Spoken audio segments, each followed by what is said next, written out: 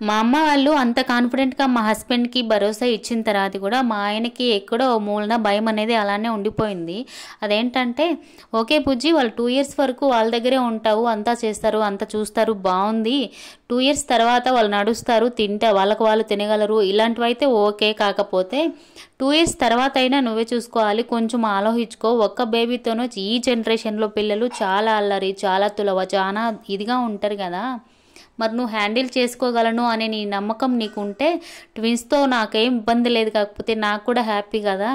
Twins అనేది ఈ మధ్య అందరికీ పుడుతున్నా కూడా మన వాళ్ళలో ఎవరికీ లేరు కదా! కాబట్టి మనకు హ్యాపీగానే ఉంటుంది. ఇంకా దాని గురించి వదిలేసేయి. అప్పుడు చూద్దాము. ఆ రిస్క్ ఎంత మనం షేర్ చేసుకోక తప్పగిక నువ్వు కావాలనుకుంటున్నావు కాబట్టి అనేసి మా ఆయనైతే చెప్పాడు. ఇదంతా ఇలా ఉండగా నాకు అప్పటికప్పుడే క్రేవింగ్స్ అనేవి ఏం స్టార్ట్ అవ్వలేదు. పాపతో నేనైతే హ్యాపీగా ఉన్నాను. ఆ తర్వాత ఏం జరిగిందంటే